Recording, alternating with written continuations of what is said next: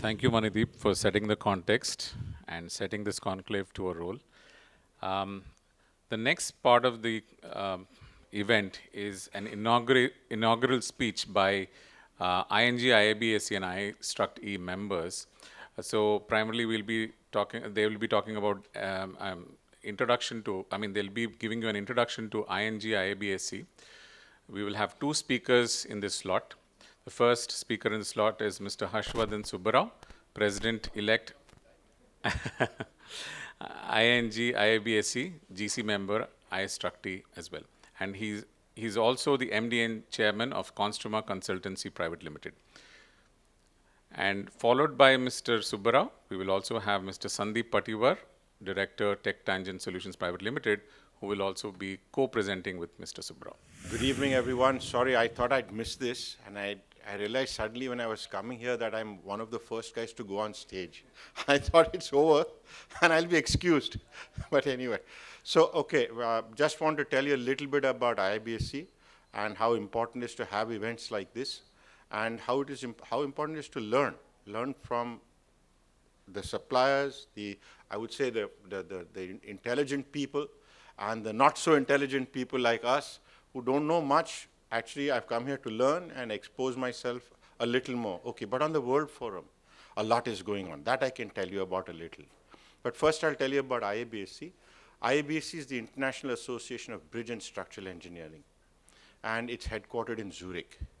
It is formed after World War I, where all these countries came together, and it has stood united over all these years of wars. It has been a friend to all nations, and we're a membership of 105 nations. We have 105 nations as our members, and we have more than 58 active national groups who do their own activity like this. We're a national group, Indian national group of ABSE. We do our own activities like this. Polish group, UK group, there's so many other groups which have their own activities on a world stage. Then we come together every year at least for 2 or 3 events. There are 3 events definitely in a year. One is a symposium, which is very thematic. It may be on ultra-high performance concrete, for example. So it will be held in April, somewhere in April. The other is the annual congress, which is held typically in September. And these are held worldwide. These events are held all over the world. And the November sees the award ceremony, which is at our headquarters in Zurich, which is in the next month. I happen to have been elected the president for the first time as an Indian in its 100 years of history, just last year. And I'm very lucky. I would say I'm very lucky and humbled to be in that capacity. But to tell you what activities it does, it has 9 commissions across everything to do with built environment. It is a leader in the Global Consensus Forum. We have taken the leadership role there with Michael Faber, and we are lending our administrative ability to such a very, very important body called the Global Consensus. It's made up of RILEM, FIB, us, IABSC, and like this, Institution of Civil Structural Engineers, ACI, and so many other bodies. It's like an apex body to deal with sustainability issues. And its champion mover is a gentleman called Michael Faber, from the Joint Commission of Joint Commission for Structural Stability. Now they have something called the Joint Commission for JCGC, Global Sustainability. So on that offshoot, they have formed, and I'm just trying to tell you how important it is that the world organizations are coming together. It's not you or me who think that sustainability is important. I'm coming to why sustainability, where it ties up with this soon. So the other feature, apart from the activities we have task groups. There are task groups in anything you can think of, and any member who's a member of the national group of ABSE is eligible to join a task group. There are task groups on, you name it, they have it. On BIM, we have 4 task groups. BIM, AI, this, that, we have 4 task groups. And we have a lot of publications on this subject in our journals, in our conference proceedings. And this is, we have a huge involvement with digital twins now, and for one thing, but also with interfacing with AI and sustainability. So I can bring you that concept from the body, which is involved very much with developing guidance, interoperability standards, IFCs, and all that. So we are dealing with these kinds of things at a very high level in the organization through its task groups. And we interface globally with the apex body Globe Consensus for Sustainability. We have a lot of events in India. This is one such event where knowledge is to be shared. And we have events typically in different cities in India. The last one we had, I think, was in Guwahati or somewhere, I don't exactly remember, but there are so many of these events. Bangalore was one such event that I remember hardly 2 months or 3 months ago. And they will be very thematic events on bridges mostly, or structures, special structures, or something like that. So I bring you message of greetings from ABSE globally as its president. I bring you greetings from the Indian National Group of the ABSE, where I'm a vice president.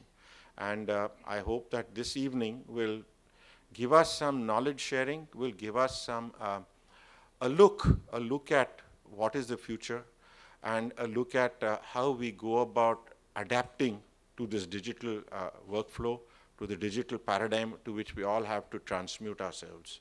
We don't have a choice, actually. It is not possible for us to take the back seat and 2D think our lives anymore. It's multidimensional thinking that we need. And this is one such tool which is being showcased today. Along with this tool, if you interface AI, the AI is a help master, but a super help master, you know. It can do many things, but whether it does it right or wrong, veracity of what it does is something still left for human beings.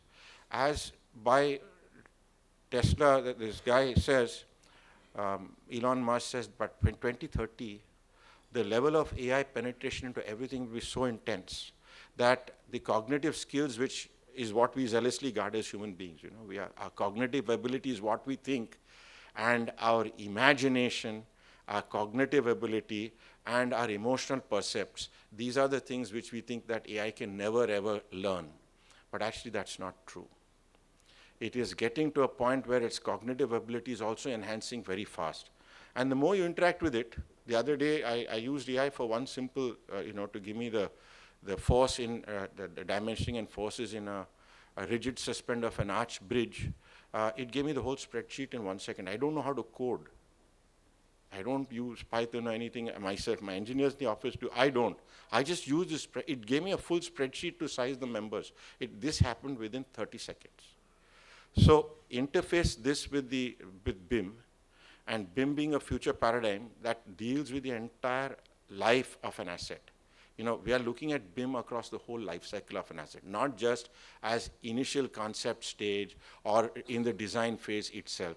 It remains as a digital twin. It remains as a full paradigm of it's like the avatar of the structure on which you can do your what-ifs. It's the avatar of the structure on which you can train safety issues. Combine that with what I think Suhas may speak about, if you're speaking today, Suhas. You interface all this with XR, extended reality, which is the combination of VR and AR.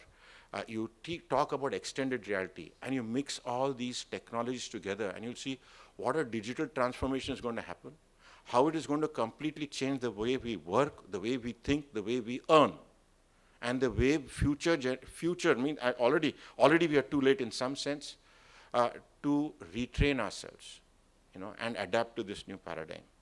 The penetration in India is low. Events like this will probably expose the need and the tools with which we can educate ourselves into this paradigm. So this is what I'm looking forward to this evening through various presentations. Thank you, Dr. Harsha, who has already set the tone of this evening with his always exemplary speech, I will say. Dear all our fellow engineers, good evening and welcome to program on BIM and digital tech transforming bridge design and construction documentation, organized by ImageGrafix Software Solutions and Nemetschek India in association with ING, IABC and ISTRUCT.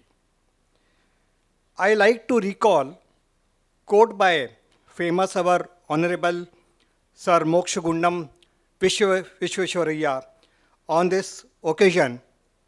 Incidentally, It is written on our engineering college at Raipur, which inspires even me now. An engineer is a person who applies basic knowledge of science for the good of society. I'm sure everyone sitting in this room loves understanding technical acumen. And after today's program, they will further enrich themselves with valuable knowledge and inspiration. As you all know, world is changing very rapidly and looking forward to talent, latest things called AI, that is artificial intelligence. But when we joined bridge engineering profession in 1980s, engineering concept would evolve in big room with huge numbers of drawing boards. The creation was called an art. More the beautiful on drawing, the best is the design.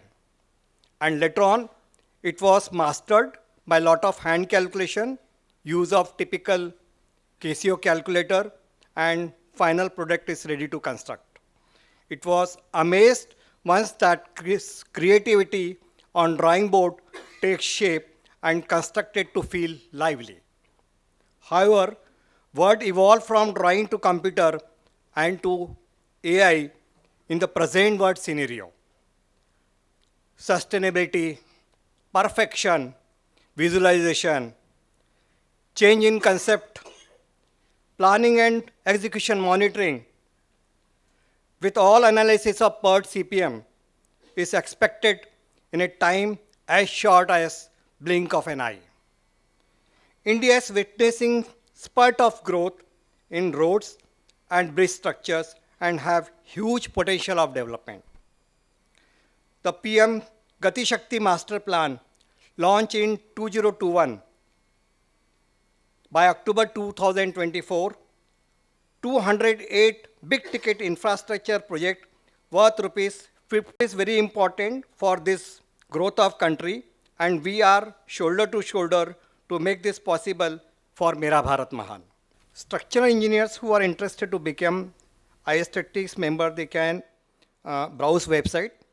For the convenience, forms are kept on entrance desk with eligibility requirement.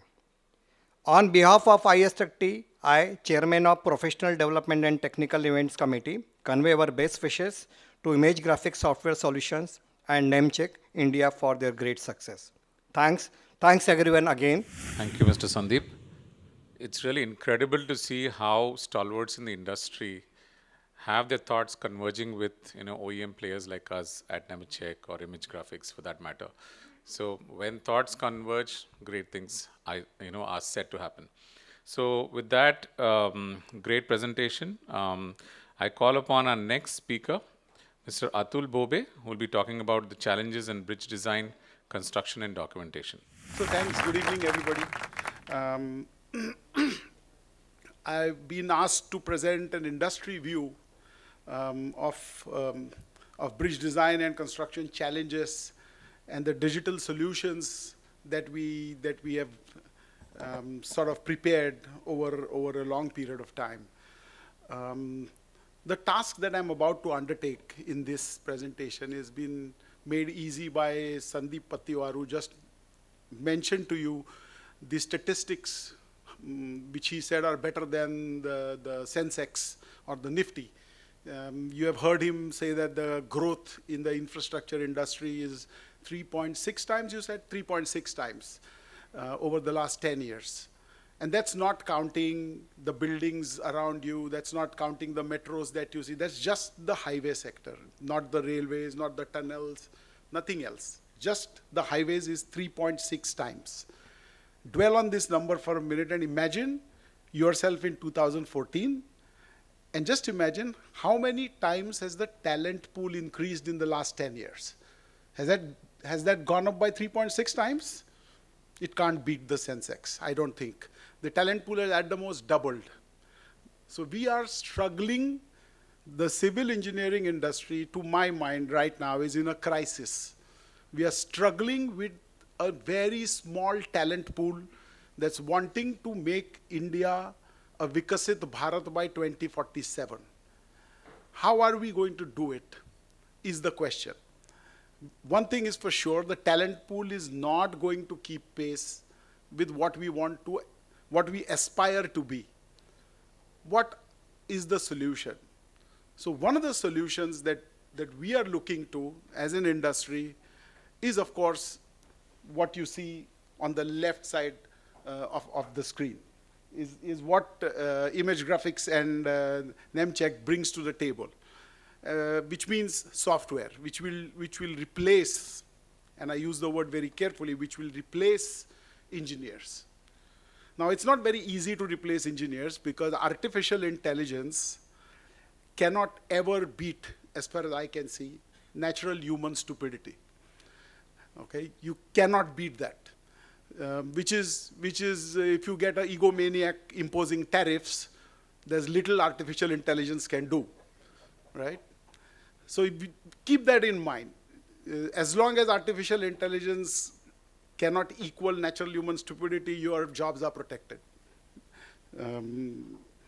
With that, let's begin looking at what we face as an industry when it comes to challenges that we encounter in the process of design, documentation, construction, and then what's not written here is the operation maintenance of bridges. So one of the first things, and this is very, very common sense approach to the problems that we face. So the first problem is that there's fragmented information across the phases of any project. So you start any project with, let's say, a concept, a conceptual design. And one of the first things that you are taught, and that Sandeep mentioned in his opening remarks, is that you need to first put pen to paper to sort of create a dream. A concept is, to my mind, is a dream. It's a dream that an engineer or an architect or whoever is thinking of a project looks for. And then you put all the other building blocks in place to achieve that dream. What is very, very important is to be able to carry forward information from one phase into the other. In the 40 years that I've spent in the profession, only the last 5 years, maybe, or even less, I think just after COVID, have been spent actually being able to use information through all phases. Because before that, although we had computers, we didn't really have the connect between phases. There was one engineer who did the concept design, and then it took 10 years for the concept design to get their concept design to move forward into, let's say, a feasibility stage or a detailed project report stage. Then it took 10 years to do the feasibility, and so on and so forth. So much so that the Atal Setu took, I don't know, 1970 it was first proposed. It took 55 years for the concept to become reality. And that's been the truth on the ground for so many years. With this sudden change of this tripling or quadrupling of the economy, we are now struggling with getting information through the phases, different phases of the same project. And this is a huge challenge that any engineering office faces.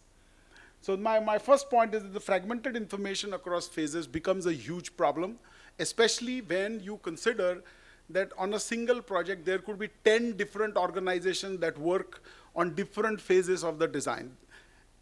And if it's not linear infrastructure and it's, let's say, vertical infrastructure, let's say a building, then it becomes even more challenging because you have the MEP guys working, you have the architects working, you have the foundation engineer working, you have the contractor, you have so many people who work on the same project, and you cannot resolve conflicts until you actually hit the conflict.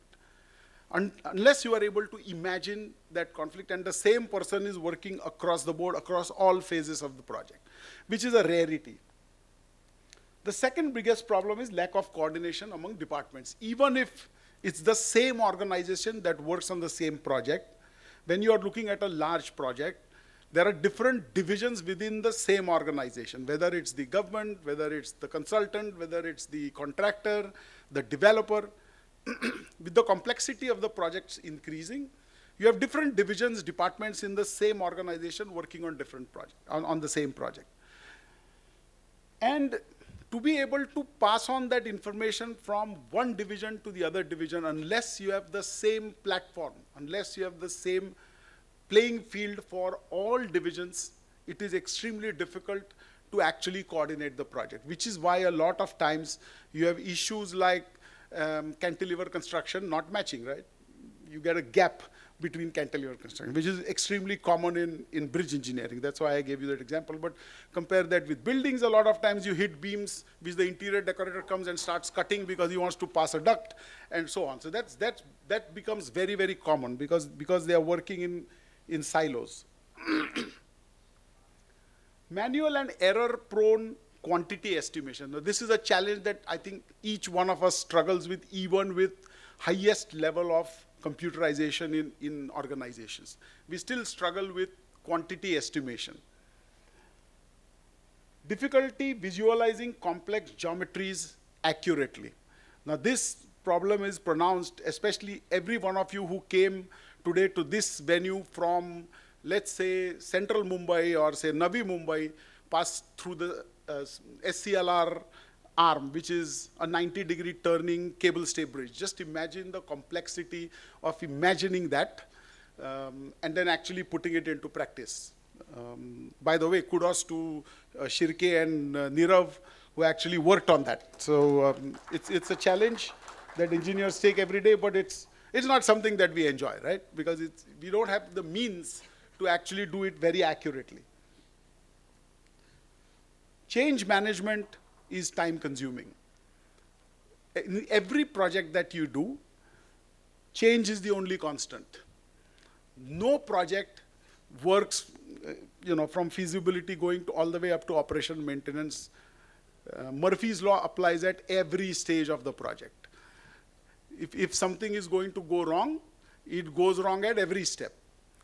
And because it goes wrong, there is change required, and because there's change required, you need change management, and that becomes a huge challenge in large projects. Limited constructability insight in early stages. Now, this is also a very common thing that happens to us in every urban project that you undertake.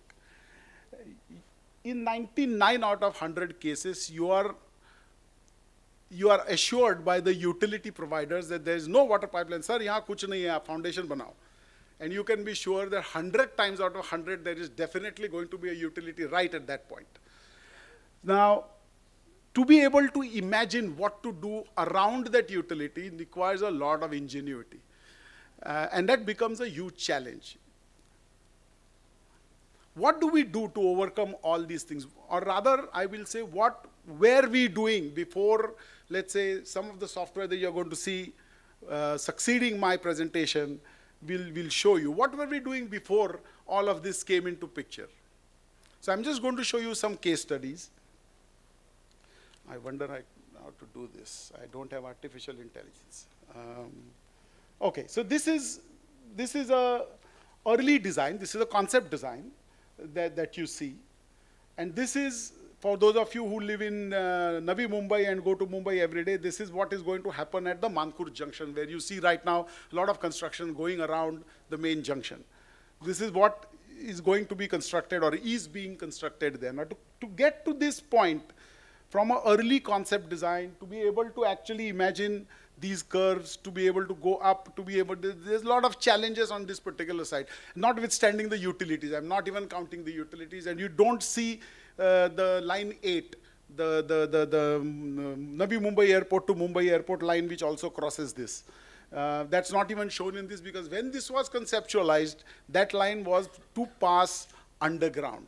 Now it's not going to pass underground, it's going to pass overground at this junction.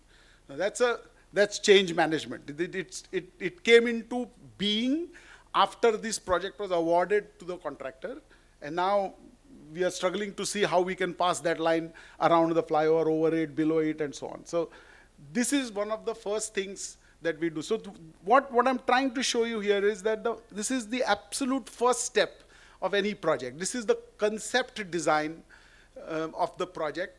And I'm telling you what are the problems that you face from the concept design to the end of the project. By the time this project is finished, maybe in 3 years, I don't know, maybe 4 years, By the time this is project, this will not look like this. Probably there's going to be a metro line that will run on the other side. There's a metro that's coming on the other side, which will run there. The metro station will be connected through a skywalk somewhere, and so on. So there's a whole lot of change that's going to happen, which I don't even know at this stage. Now, if I don't have a singular platform which will be able to allow me to do the change management, then it's going to be a huge problem. You can imagine how much problems you will face.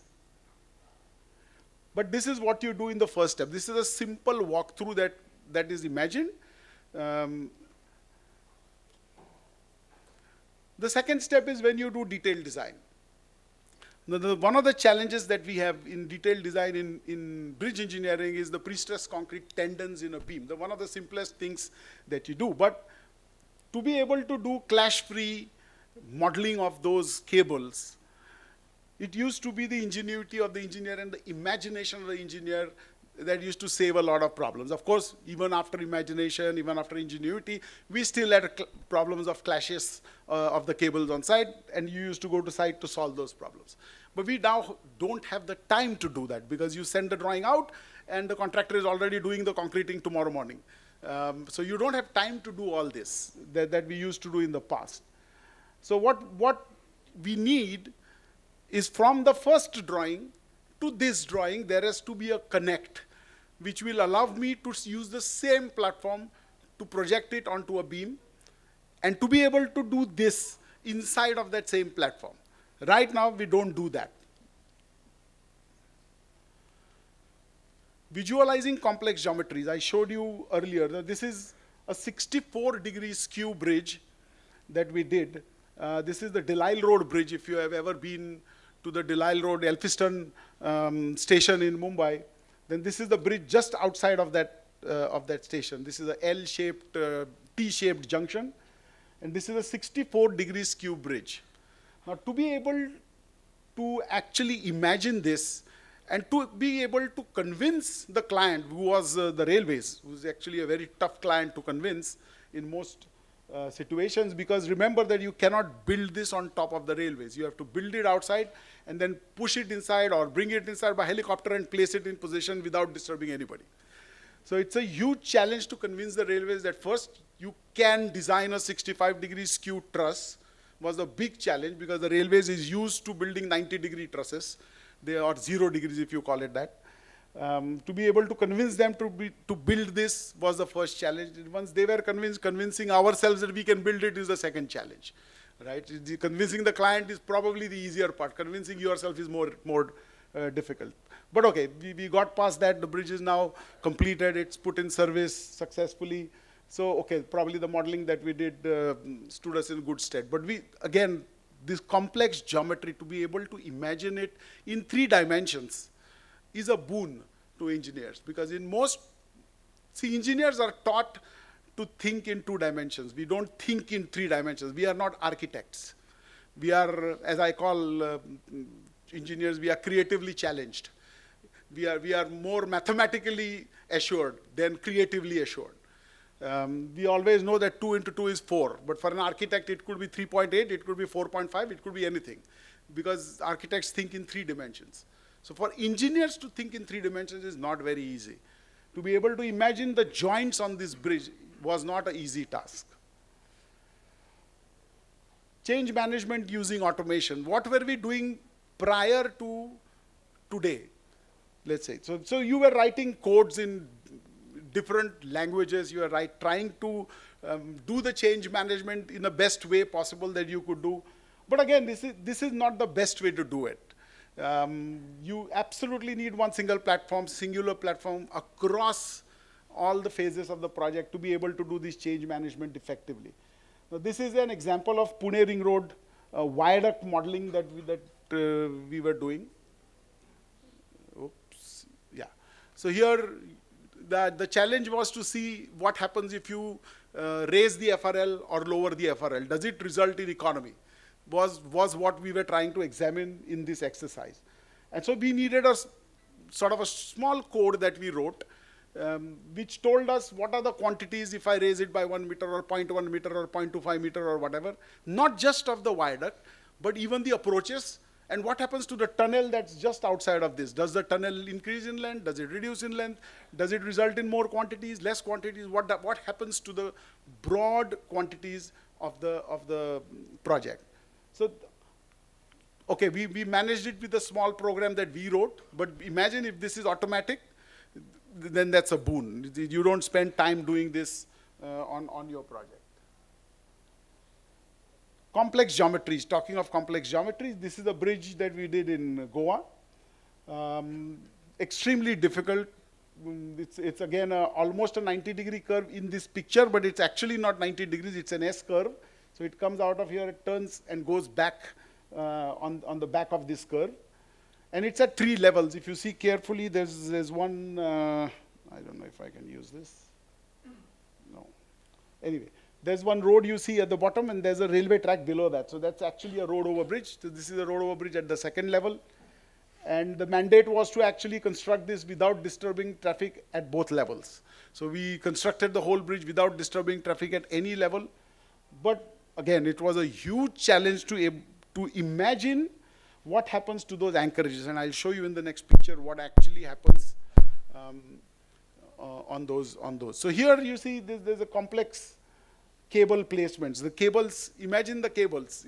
If you can look at the whole geometry, it's actually 3-dimensional.